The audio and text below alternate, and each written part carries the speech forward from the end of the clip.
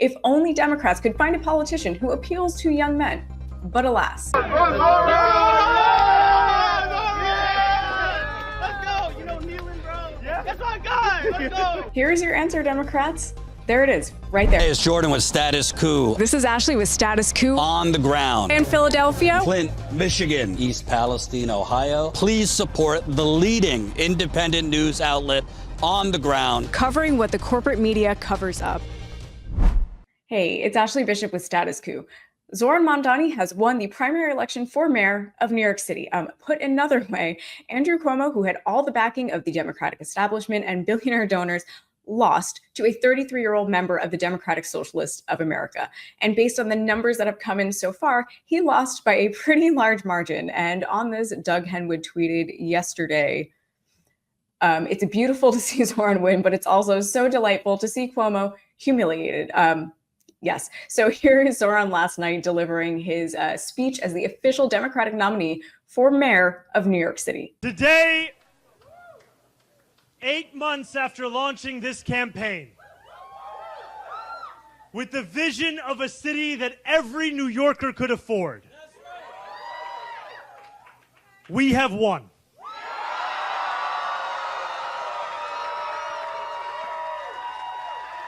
We have won from Harlem to Bay Ridge. We have won from Jackson Heights to Port Richmond. We have won from Maspeth to Chinatown.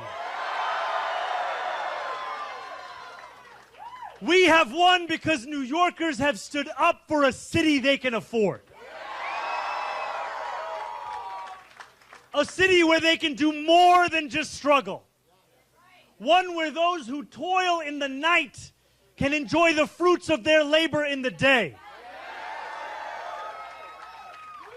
Where hard work is repaid with a stable life. Where 8 hours on the factory floor or behind the wheel of a cab is enough to pay the mortgage. It is enough to keep the lights on. It is enough to send your kid to school. Where rent-stabilized apartments are actually stabilized. Where buses are fast and free. Where childcare doesn't cost more than CUNY. And where public safety keeps us truly safe. And it's where the mayor will use their power to reject Donald Trump's fascism, to stop mass ICE agents from deporting our neighbors, and to govern our city as a model for the Democratic Party. We've won. And to just put a fine point on just how much this long shot campaign from a member of the DSA has won, which just to say the DSA has a tiny, I won't call it a hole in the wall, but a small office in Manhattan has actually won. Here are some of the numbers from last night. In the Upper West Side, Cuomo won by a margin of 4. On the Upper East Side, he won by a margin of 16. However, in Bed-Stuy, Zohran won by a margin of 43, in Crown Heights, a margin of 25, Astoria 52, Williamsburg 33, Park Slope 11, Washington Heights 17, Harlem 19, Bushwick 66, Flatbush 15, East Harlem 7, Chelsea 5. I don't know what to say about this other than Democrats. We told you so. I'm not going to pretend like I truly thought this was going to be the outcome of Zohran's campaign for mayor of New York City, because I did not. I, like many other people, have so much disbelief that a good thing can happen, so this seemed like a long shot. But here we are. Zohran ran a campaign that not only did not center identity politics, but instead focused on the affordability crisis in New York City and offering working people material things. His main policy proposals were things like fast and free buses, free childcare, which would be huge. I don't have children of my own, but I know those who do, and childcare costs are insane. He ran on rent-stabilized apartments, which other mayors have done in the past. City-owned grocery stores, which if you have seen the prices for sad, soggy vegetables in some of the grocery stores that have a near monopoly in certain areas of New New York City, that would again be huge. And surprise, surprise, people showed up en masse, not only to vote, but to volunteer. 50,000 people showed up to campus and phone banked for Zohran. That is 5% of the million people who actually voted in this election. And Cuomo, his nearest competitor, who again had all of the advantages of being an established household name with all of the backing of the Democratic establishment, had paid canvassers, which I never saw anywhere in the city. And one of whom was clearly delighted to meet Zohran. And I'm going to guess this dude ranked Zohran #1. So here is just a quick clip of that. So again, that guy did not vote for Cuomo. He voted for Zohran.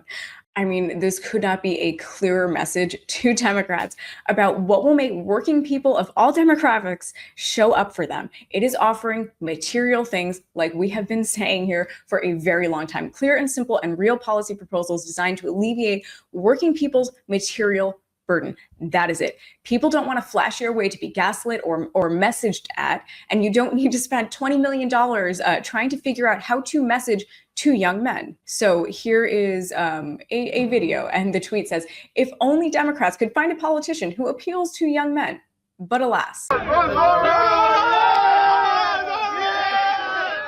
go. You know, kneeling, bro. Yeah. That's my guy. Let's go. Here's your answer, Democrats.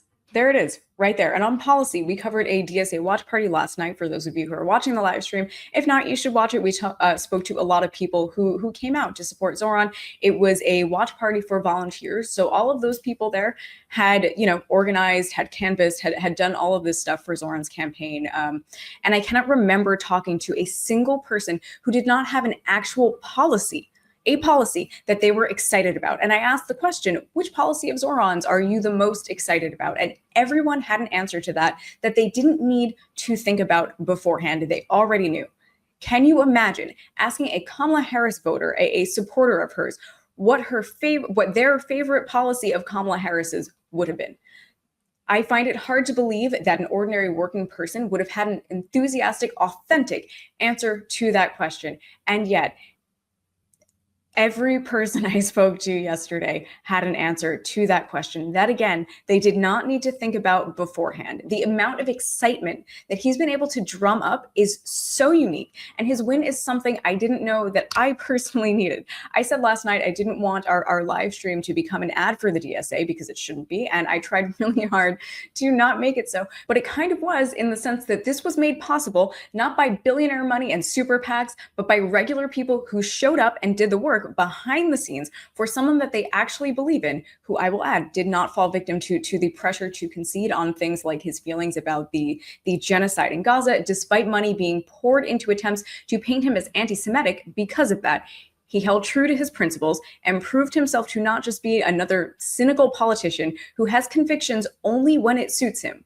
It shows that organizing does work. If you do the work, we can have nice things. And on having convictions, I will say Brad Lander, a progressive, in my opinion, proved himself to be a true public servant in the final weeks of this campaign by showing what a politics of respect can actually do, what setting aside your own ego can do. It was pretty clear that he was not going to win. And instead of doubling down or pulling a Jessica Ramos, he did what he could to help Zohran win and defeat Cuomo in the primary. And I am not so cynical as to not be able to fully respect that. And I think that when politicians do actually do something good, which is exceedingly rare, they should be rewarded for that.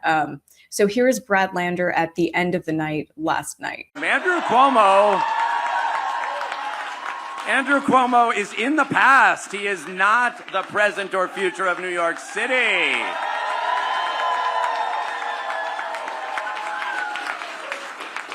Good fucking riddance. He looks genuinely happy that Zohran won. And I would echo his last words.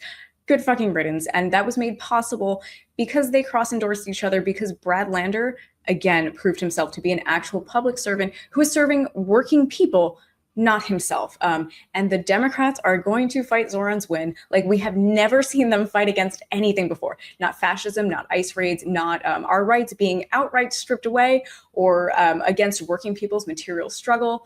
nothing. They will tell you to vote against your best interests. The thing that they always say that conservatives and Republicans do, they're going to tell you to do that now too, because this gives lie to their whole game, and voters know it now. They could have offered something to working people, to all of us, and they chose not to because they do not serve us. They serve the billionaires, and now if Zohran gets in, voters might actually expect them to do something, to offer them something. So as Zohran put it last night, to show them something other than struggle. And it's going to be incredible watching the Democrats tell voters that actually voting third party is great for democracy. And here's why. And I cannot wait to read all of the op-eds on this. There's so much more to say on this, but I think we will have plenty of time to unpack all of this over the next few months. So I will simply leave you with this. Tonight, we made history. In the words of Nelson Mandela, it always seems impossible until it is done.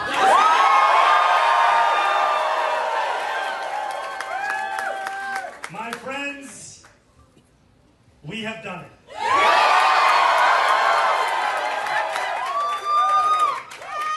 I will be your Democratic nominee for the mayor of New York City.